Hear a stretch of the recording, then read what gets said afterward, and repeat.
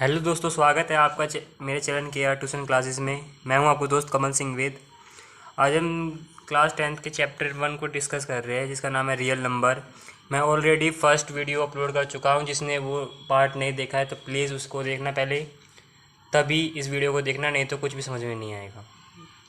ठीक है, तो पहले वो वीडियो देखो और फिर उसके बाद इस वीडियो को देखो। तो हमने पिछले क्लास में डिस्कस किया था कि यूक्लिड डिवीज़न लेमा या फिर यूक्लिड विभाजन प्रमेयिका क्या होती है। a plus B Q plus में r, जहाँ पे a कोई भी संख्या हो सकती है। ठीक है, a कोई भी संख्या हो सकती है। ठीक है, ये किसके बराबर होगी? बी क्यू प्लस आर के।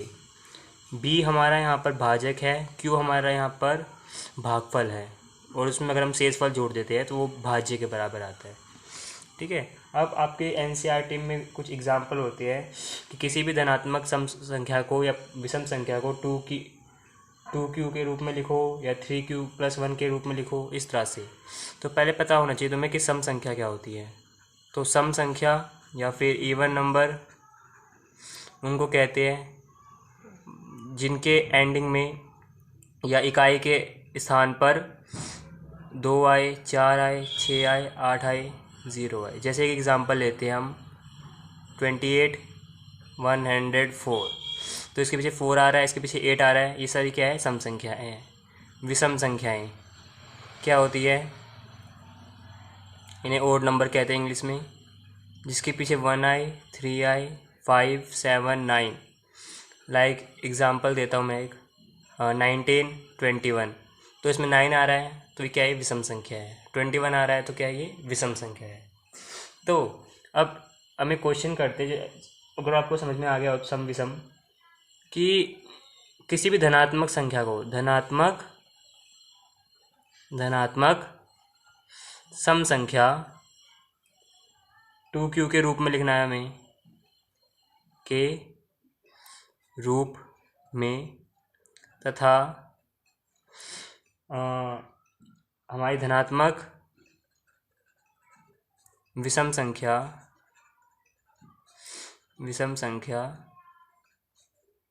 2q+1 के रूप में। ठीक है, इसको सिद्ध करना है हमें। तो भाई इसको सिद्ध कैसे करोगे? देखो, पहले आपको लिखना है कि आंसर लिख के हम जानते हैं कि a=bq+r होता है। यूक्लिड डिवीज़न लेमा या फिर यूक्लिड विभाजन प्रमेयिका। ठीक है, पिछली वीडियो में मैं इसको बता चुका हूँ तुम्हें। अब इसमें देखना है तुम्हें कि जहाँ पर हमारा b देखो, जिसके साथ q लगा हुआ है ना, उसके साथ में देखो क्या लिखा हुआ है? b लिखा हुआ है। इसका मतलब हमारी a कोई भी सम संख्या है। a हमारी सम संख्या है। b हमारा क्या है? 2 है।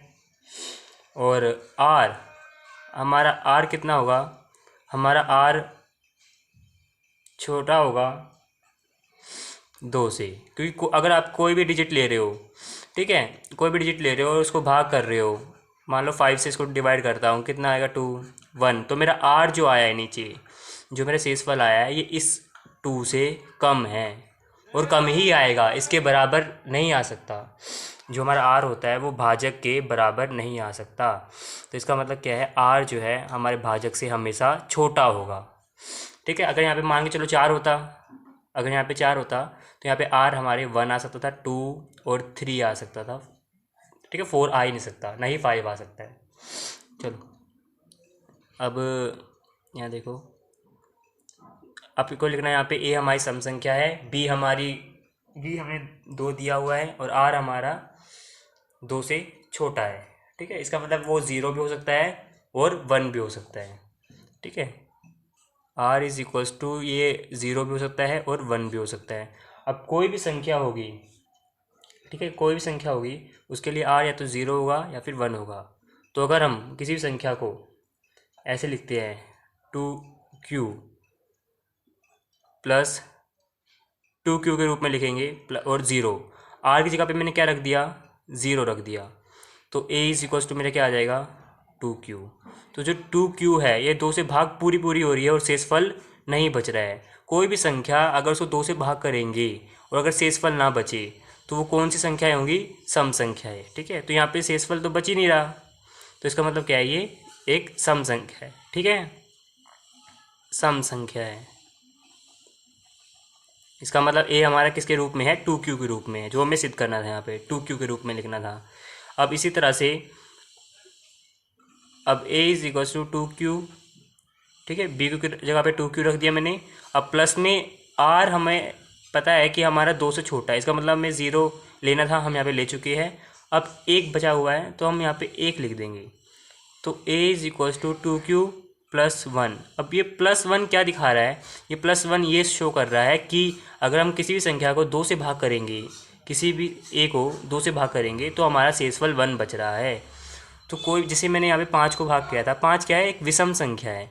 विषम संख्या को मैंने भाग किया, मेरा आंसर जो यहाँ पे रिमाइंडर था, ये रिमाइंडर 1 बचा था मेरा। तो किसी भी डिजिट को अगर मैं 2 से डिवाइड कर रहा हूँ और लास्ट में 1 बच रहा है तो वो कौन सी संख्याएं होंगी? वो विषम संख्याएं होंगी। क्योंकि मान लो जिसके पीछे 1 आए, जैसे 11 है, एग्जाम्पल ले लो, 31 है, किसी को भी डिवाइड करके देखोगे इन दोनों में से, यहाँ पे शेषफल 1 बचेगा। किसी के पीछे 5 है, लाइक 45 है, ठीक है, तो 5 पीछे आ रहा है, तो अगर इसे 2 से भाग करोगे तो भाई आंसर में तुम्हारा जो शेषफल बचेगा वो 1 बचेगा। तो ये एक विषम संख्या है। ठीक है, विषम संख्या का एक रूप है, और ये क्या है? हमारा एक सम संख्या का रूप है। ठीक है, आई होप समझ रहे होंगे तुम। लाइक मैं एक और क्वेश्चन करके दिखाता हूँ तुम्हें। कोई भी धनात्मक पूर्णांक, कोई भी धनात्मक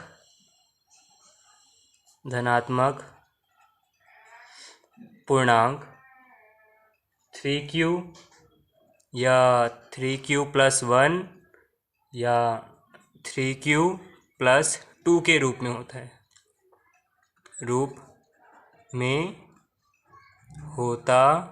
है, ये हमें सिद्ध करना है। ठीक है, तो फिर वही काम करना है कि आप लिखोगे यहाँ पे नीचे हम जानते हैं आंसर डाल के, वी नो दैट। ठीक है, इंग्लिश मीडियम के बच्चे देख रहे हो तो लिख सकते हो वी नो दैट कि a is equals to b Q plus r होता है। क्योंकि ये क्या रूल है? Euclid division lemma. ठीक है, यूक्लिड विभाजन प्रमेय का, जो मैं पिछली वीडियो में करवा चुका हूँ। अब देखो, अब यहाँ पर हमारा b क्या दिया हुआ है? 3, और q की जगह पे q ही है। ठीक है, अब r की कंडीशन देखनी है हमें। अगर किसी भी संख्या को 3 से भाग करोगे तो शेषफल आने की क्या क्या पॉसिबिलिटी है? देखो, या तो शेषफल हमारा r जो है, यहाँ देखो, ये हमारी एक, हम इसको पहले कोई भी पूर्णांक ले लेते हैं। ठीक है, क्योंकि हमें पूर्णांक दिया हुआ है यहाँ पर, कोई पूर्णांक हो सकता है। b हमारा क्या है? 3 है। अब जो r की पॉसिबिलिटी मैं कह रहा था, वो या तो 0 हो सकता है, या 1 हो सकता है, या 2 हो सकता है, 3 तो हो ही नहीं सकता। क्योंकि अगर कभी भी किसी भी डिजिट को तुम डिवाइड कर रहे हो, मान के चलो यहाँ पे ही मैं कर रहा हूँ, ठीक है, मानो मैंने इसे कम लिया है, 9 तो फिर भी भाग हो रहा था इससे, लेकिन मैंने इसे और कम ले लिया ताकि मेरा कितना बच जाए? शेषफल 3 बच जाए। तो ये जो शेषफल 3 बच रहा है, ये भी तो इससे भाग हो रहा है। इसका मतलब ये इसके बराबर नहीं आ सकता। समझ गए? इसीलिए हम यहाँ पर 6 की जगह पर 9 ही लेंगे। ठीक है, तो इसका मतलब ये गलत हो जाएगा। अगर तुम यहाँ पे 3 ही ले लेते हो, इसके इक्वल ले लेते हो, तो कभी भी जो b है वो इक्वल नहीं होगा तुम्हारे r के। ये याद रखना, जो तुम्हारा भाजक है वो शेषफल से हमेशा बड़ा होगा, शेषफल हमेशा छोटा होगा। तो 2 तक ले रखेंगे। ठीक है, तो अब कोई भी संख्या है, तो अगर 3q, अब q की जगह पे देखो, इस फॉर्म में लिख रहे हैं हम, a की जगह पे a रखा, b की जगह पे मैंने 3 रखा, q इसके साथ लगा हुआ है। ठीक है, अब प्लस में 0 जोड़ेंगे तो क्या आएगा? a is equals to 3q, बस इतना ही आएगा। और ये क्या है? एक पूर्णांक है। पूर्णांक समझते हो जिसको नंबर लाइन पे दिखा देती है, जो बटे के रूप में नहीं होती। ठीक है, वो सारी संख्याएं होती हैं हमारी, इंटीजर्स कहते हैं इंग्लिश में। और अगर हमारा आर ए हो तब क्या होगा? तब 3q प्लस में 1। ठीक है, तो ये 1 रखने पे आया। a is equals to 3q plus में 2। इसकी 3 ही पॉसिबिलिटी है, 1 2 3, ये 3 ही पूर्णांक आ सकते हैं। ऐसा नहीं हो सकता कि a इज इक्वल्स टू तुम ये लिख दो 3q प्लस 3, ये हो ही नहीं सकता, क्योंकि r हमारा 3 के बराबर आएगा ही नहीं जब हमें b 3 दिया हो। तो समझ गए? आई होप आपको समझ में आई होगी वीडियो। अगर नहीं आई होगी तो एक बार दोबारा से रिवाइंड करके देख लेना और समझ लेना। और वीडियोस पाने के लिए इस चैनल को सब्सक्राइब कर देना। तो मिलते हैं नेक्स्ट वीडियो में। Till then bye bye.